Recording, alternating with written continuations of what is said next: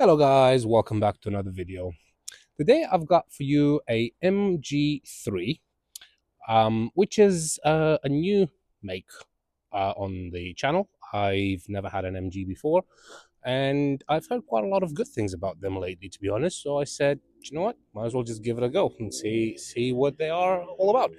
And honestly, this little car has actually impressed me a little bit, because it drives absolutely beautiful. I mean, obviously the mileage also helps. I'll show you what the mileage when we get inside, because it's crazy for a nearly 10-year-old car.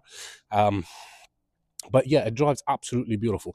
But anyway, what we're going to do is, as always, I'm going to do a quick walk around just so you can see the condition of the car, which is absolutely beautiful. I mean, look at the alloys. There's literally no scuff on them anywhere. That it's like a brand new car, literally like a brand new car. Anyway, this car comes with a registration number Bravo Papa 65 November Delta Charlie, and it is an MG3 Form Sport Vti-Tech. It's finished in this absolutely gorgeous shade of red. It is a hatchback, has a 1.5 liter petrol engine. It puts out 103 brake horsepower, and it was first registered on the 23rd of February 2016. Has a valid MOT until the 22nd of February 2025, so plenty of MOT left. And it has an annual road tax of only £160, which is not bad at all. Insurance group is 4E, which basically means it'll probably cost you more to insure your phone than this car.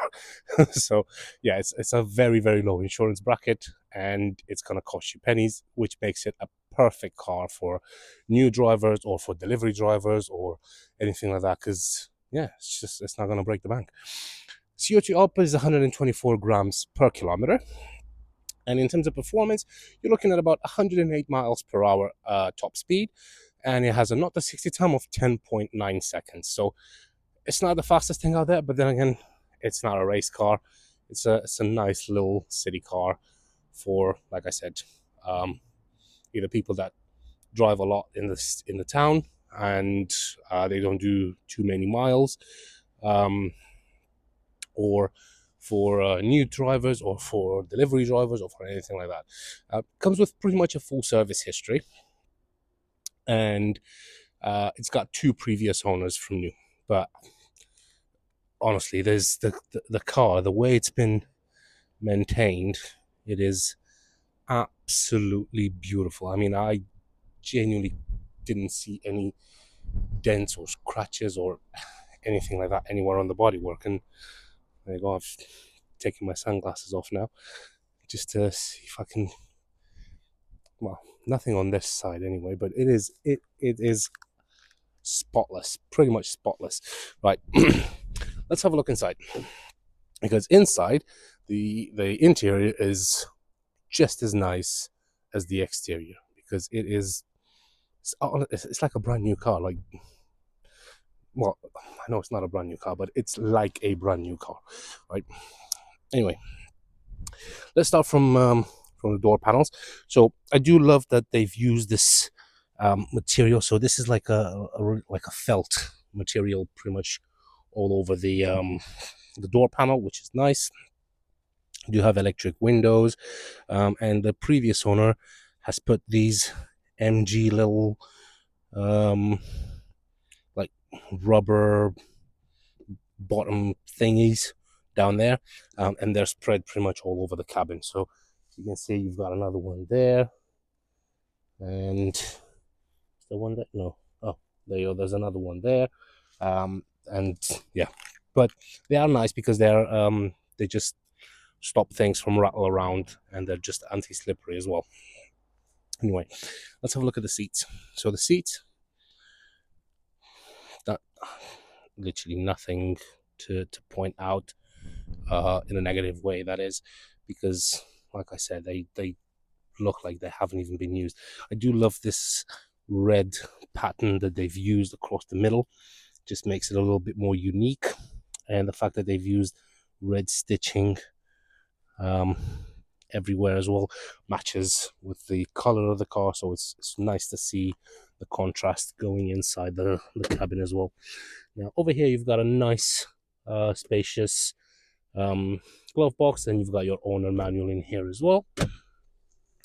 And just to move the microphone away just so you can see that there's no massive tear or burn or anything like that in the seat. I'm just covering it. Doors close nice, and there's quite a nice deep thump to it when you close it. So listen, it doesn't sound tinny at all. It sounds like it's a full solid door, which again I don't really like.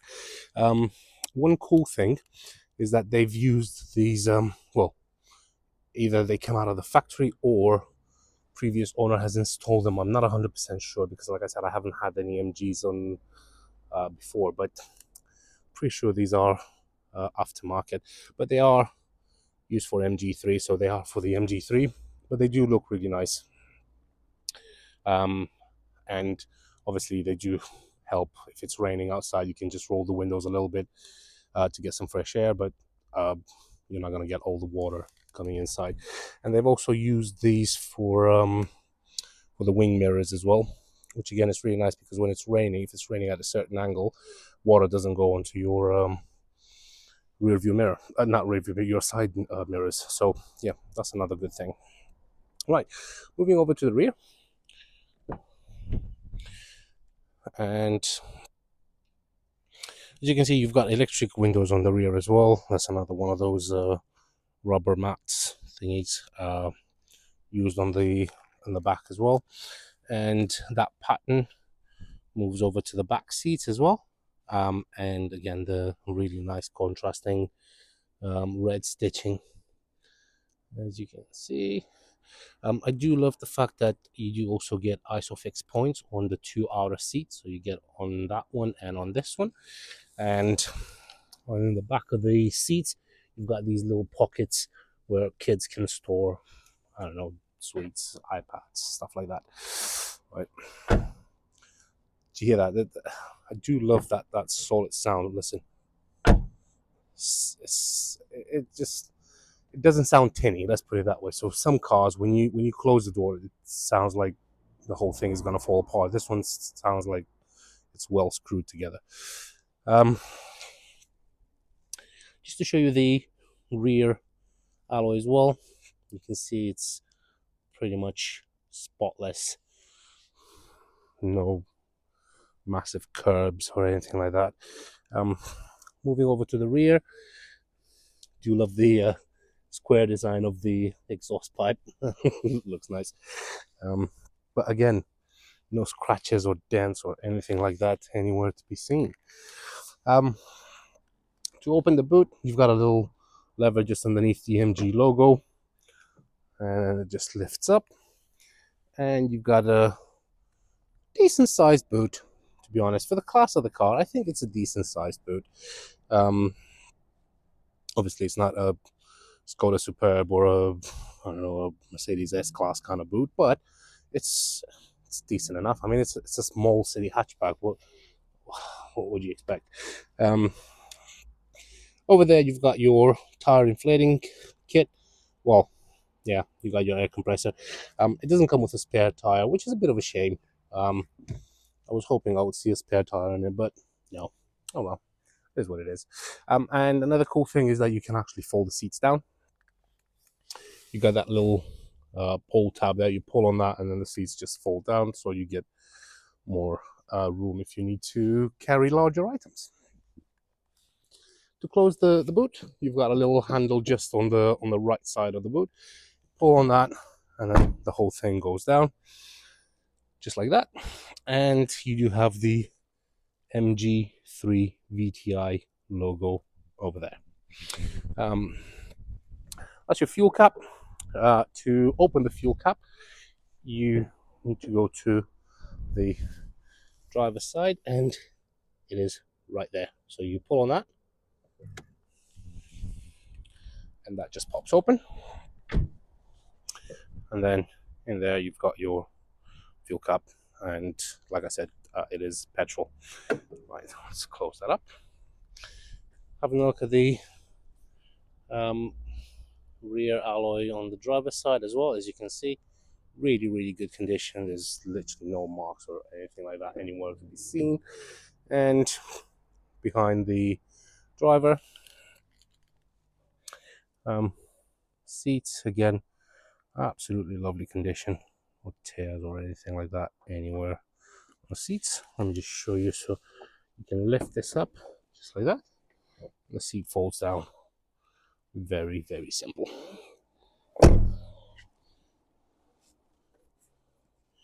Oh, wait. That's probably one of the downsides. So you need to pull. There we go. Right. Perfect. And let's have a look at the driver's side as well. Again, another thing is I like that the doors are nice and big and they open really wide, which makes getting in and out of the car a lot easier. And again, you can see that MG there, and there's another one down there as well. You can probably just about see it. You got control for all four windows. You got electric mirrors as well. And let's just jump inside. Oh, actually, before we jump in, let me just show you the engine bay as well. So to pop the bonnet, you need to go over to the passenger side, and it's this handle here.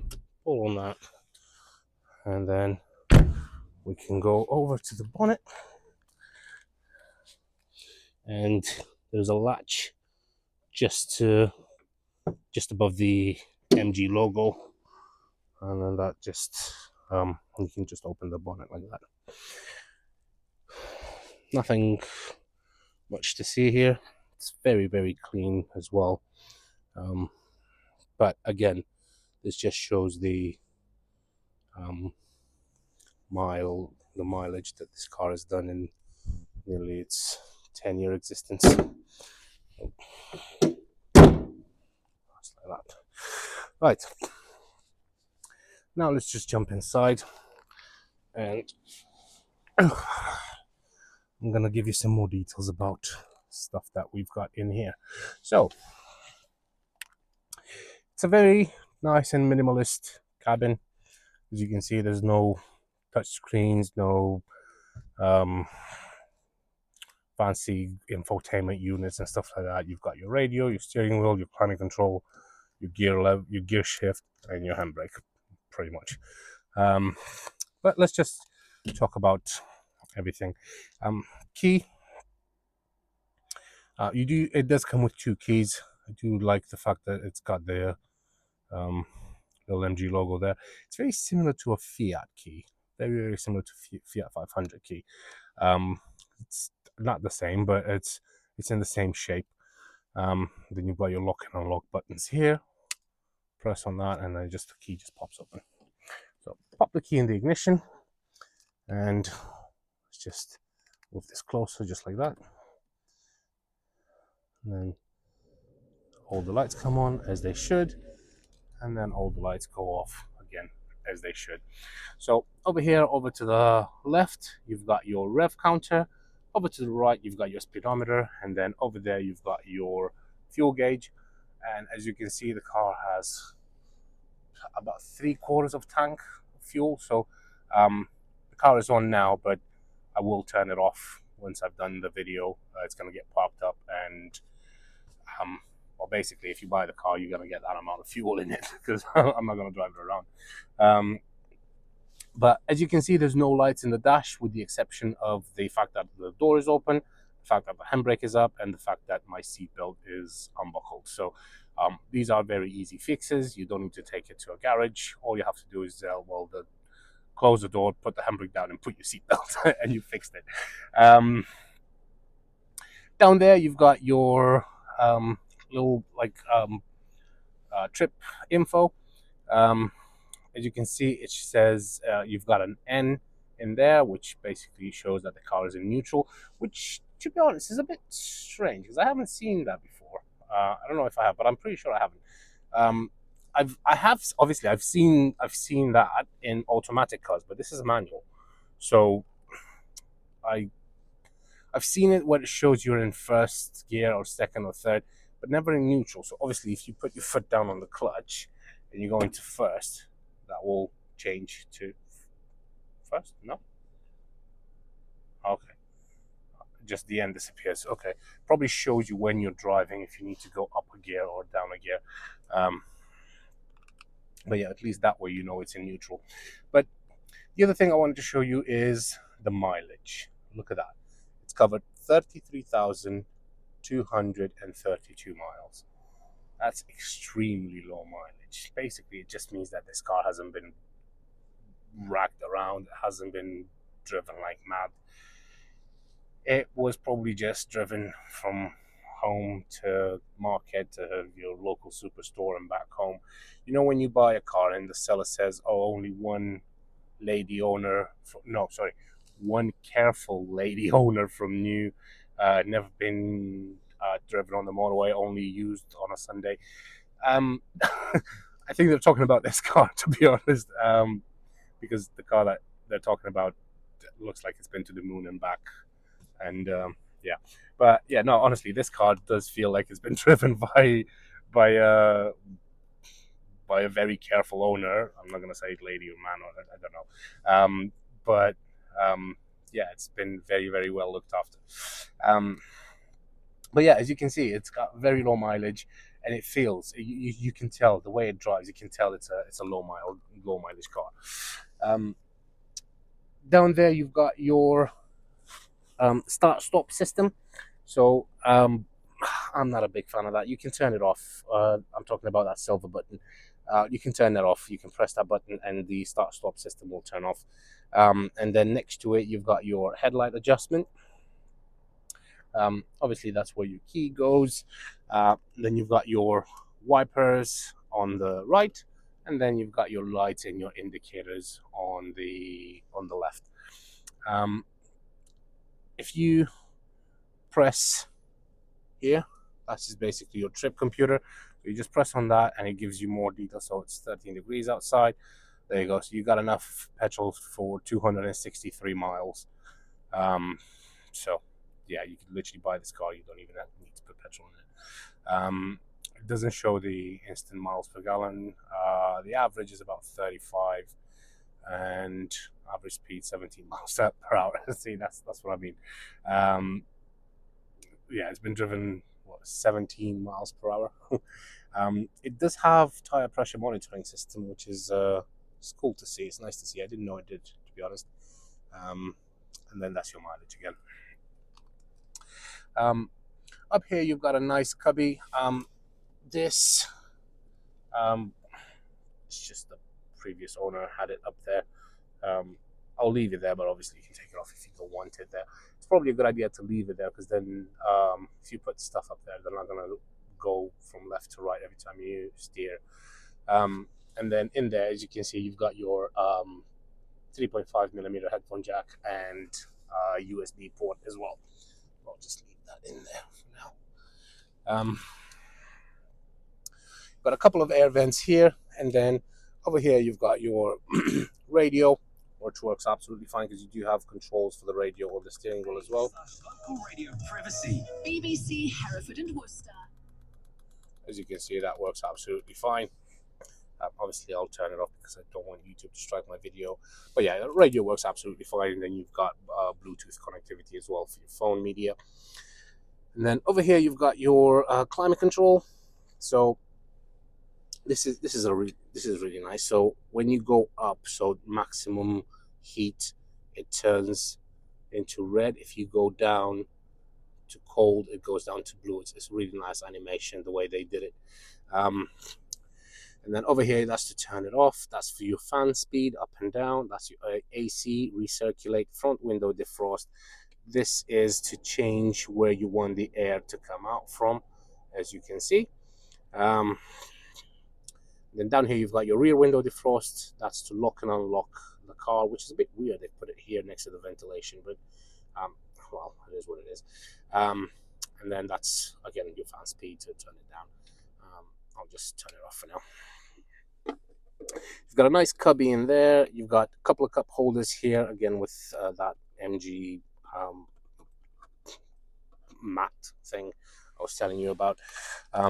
Over there, you've got a button for the traction control to turn it off. Probably wouldn't recommend it, but it's up to you. And over here, you've got your 5-speed manual gearbox. And as always, I'm going to put my foot on, so I'll go through all the gears. So you got first, second, third, fourth, fifth, and then reverse, just like that. So it goes through all the gears flawlessly. There's literally no issues whatsoever. And again, I do love they've used the red stitching on the gear shift as well. Over here, you've got a 12-volt socket. These are your hazard lights, which again, it's a pretty strange position to put the hazard lights because they're usually somewhere there. Usually they're like in between the air vents, but nope, they put them here. Okay, fair enough. And over here, this is where you turn the airbag on and off on the passenger side. You got a small little cubby here. You got another one there. This is just a cup holder for the rear passengers. And then over here, you've got your manual handbrake, which obviously I absolutely love manual handbrakes as opposed to the electronic ones because they're more reliable. They cost less to fix when they go wrong, and they very, very rarely go wrong. So, yeah. At the top there, you've got your interior lights, which obviously you can turn it off if you want to. And then over here is your passenger airbag light. Got a nice big vanity mirror. I mean, that's actually huge compared to the size of the car. And I think that is pretty much it. There's not much else I can tell you. Oh, one thing that I'm not a big fan of is the Jesus handle over to the driver's side. I would much rather have a sunglass holder. That's the word I was looking for. I'd rather have a sunglass holder over here than this because you don't really need this as a driver. You've got something to hold on to. You've got your steering wheel, but anyway, it is what it is. Right. I think that's pretty much it. I'm just gonna go and park this little baby up. Just trying to figure out where I'm gonna park it. I think I know where I'm gonna park it. I'm gonna park it right there. And then I've got another one I need to bring in and photograph and do videos up. And then I can go home because I am actually tired. Right. Do we have space to put it there? Yes. Yes, I do. I'm gonna back it up in there.